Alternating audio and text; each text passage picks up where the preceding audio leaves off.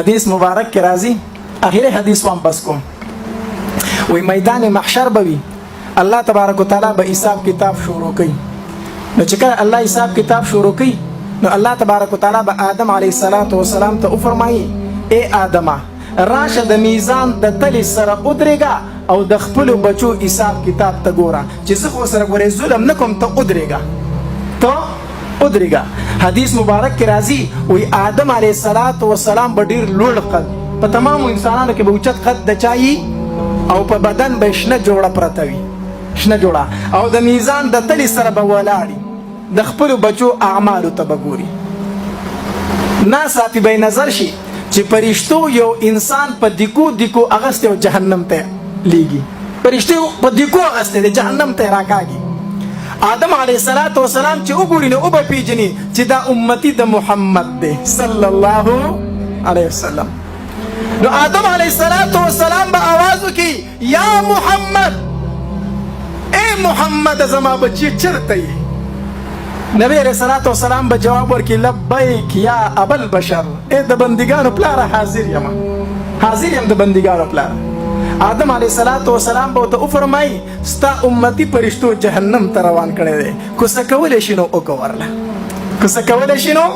وکړه ورله حدیث مبارک کې راځي وی نبی علیه السلام به د فرشتو ته وایي چې دا زما امتي دی پرېږدوئ دی څه کوي پرېږدوئ فرشتې به ورته وایي موږ ته د الله د طرف نه حکم شوی دی موږ د الله د حکم تابعدار یو موږ به دې جهنم ته بیایو موږ دې نه پرېږدو نبی علیہ السلام به ورته منت کوي خو فرشتې موږ د الله د حکم تابعدار یو به د جهنم فیصله شوې ده حدیث مبارک کې راځي چې نبی علیہ السلام کله داسې مایوسه شي د هغې نه که نه نو داسې به راوګرځي او د الله د عرش ته به ګوري حدیث مبارک کې راځي دا ږیره به نبی علیہ السلام داسې په دې موټو کې ونیسي دا د عربو عادت دی که نه چې کله دوی خفه شي او په سوچ کې پرېوځي نو دا ږیره په موټو کې ونیسي او داسې ودرېږي نو نبی علیہ السلام به د خپله ږیره مبارکه داسې په موټو کې ونیسي او د عرش ته به ګوري الله تبارک وتعالی به جبرئیل علیه السلام راولېږي زما محبوب ته ووایه چې ولې خفه ولاړ دی په څه سوچ کې ولاړ دی نبی علیه السلام به وفرمایي الله تا را سره واده کړې وه چې ستا د امت متعلق به زه تا نه شرمنده کوم الله تا را سره واده کړې وه چې ستا د امت متعلق به زه تا نه شرمنده کوم الله د دې لپاره کومه رسوایي تو ته منت کومه چې پرېږدئ او هغوی نه پرېږدي جهنم ته غورځوي الله دا څومره رسوایي ده زما الله تبارک وتعالی به فرشتو ته حکم وکړي دا سړی واپس دی څه کوي واپس یې کوي او راولئ د ده اعمال دوباره وتلی د ده اعمال څه کوي دوباره وتلی نبی علیه السلام ته الله تبارک وتعالی فرمایي زما محبوبه ته خفه کېږه ما زما په عدالت کې ظلم نشته چې نیکۍ کمې جهنم ته به ځي چې نیکۍ زیاتې نه چېرته به ځي جنت ته زما په عدالت کې نن ظلم نشته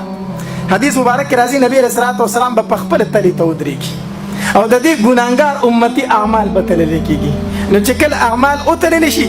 بیا نیکۍ سپکې او ګناهونه زیات زمونږ خو دا حال دی که نه زمونږ د امتیانو خو دا حال دی چې اعمال وتللی شي بیا نیکۍ کمې او ګناهونه به څه شي زیات به شي نو دا امتي به ډېر زیات خفه شي حدیث مبارک کې راځي لفظ د انمیلې راغلی د څه شي انمیله د ګوتې په بند موافق په نبی علیه السلام داسې یو کاغذ راوالي او غلی به د خپل امتي د نیکو چابړي ته وولي او چې د نیکو چابړي ته ویش که نه نو د نیکو چابړی به دروند شي او د ګناهونو چابړی به څه شي سپک شي د الله د طرف نه به اعلان وشي چې پلانکې د پلانکي زوی کامیاب شو په داسې کامیابۍ سره چې د نن نه بعد به ناکامه نه شي او الله به فرشتو ته وفرمایي بوځئ فرشتې وایي الله چېرته یې بوځو جنت ته یې بوځئ که نه تاسو نه ګورئ چې نیکۍ درنې شو ګناهونه سپک شو نو دی به جنت ته فرشتې روان کړي نو چې کله دی جنت ته روان کړي نو دی به دې فرشتو ته ووایي ما له لږ مهلت نه راکوئ زه یوه پوښتنه کومه ما له لږ غونته کې مهلت راکئ ما ته لږ ټایم راکئ فرشتې به ورته وایي زه تا ته مهلت دی نو دی به راوګرځي دی به وایي نبي علیه السلام باندې چې څنګه نظر پرېوځي که نه نو دی به وایي ما احسن خلقک ما احسن وجهک و الله څومره ښکلی ښایسته پیدا کړی و الله څومره ښکلی مخ در کړی دی من انت ته څوک الله د خپل پیغمبر لا پیژندلی نه دی نبی علیه السلام په میدان محشر کې د هغې امتي دپاره په منډو توړو دی فرشتو ته منت کوونکی دی هغه امتي چې لا ده پیژندلی هم نه دی نو دی به ورته من انت څومره ښایسته نوراني چهره دې ده څومره ښکلی یې من انت ته هیڅوک دا راته ووایه چې زما دپاره دومره غمجن یې. نبي علیه الصلاة والسلام به ورته وفرمایي تا زه نه یم پیژندلی؟ انا نبیک، زه خو ستا نبي یم، زه خو ستا پیغمبر یم. دی به ورته ووایي وایي بې ادبي دې معافي، خو دا راته ووایه چې ته ګوتې په بند باندې دا څه چې تا زما د نیکو چابړي ته واچو، زما نیکۍ درنې شوې او ګناهونه مې څه شو. نو نبی علیه الصلاة والسلام ورته وفرمایي هي صلاتک التي تصلي علی، دا هغه درود و کوم چې تا په دنیا کې په ما باندې ویلي و، دا هغه درود چې کوم په دنیا کې تا په ما باندې ویلي و، دکه دې ما سره پراته و، ستا نیکۍ سپکې شوې، ګناهونه دې درانه شو، خو چې دا درود ما د نیکو چابړي ته واچول نو نیکۍ دې درنې شو او ګناهونه دې څه شو. ټول وایي صلی الله. رونو د دې کانفرنس نوم دی سیرت ساقي کوثر کانفرنس. الله د هغې هستۍ په یاد کې چې د چا د لاس منتظر یو چې موږ ته به د حوض کوثر نه جامونه راکړي. الله دې موږ ته نصیب کړي ټولو ته. خو وروڼو د دغې پیغمبر زړه به نه دوکاوه. زه نن امتي ته وایم هغه پیغمبر چې هغه معراج ته ته لومبۍ ته امتي نوم اخیستی دی، هغه پیغمبر چې د ځنکدن په وخت کې الله ته درخواست کوي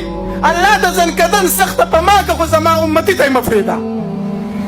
هغه پیغمبر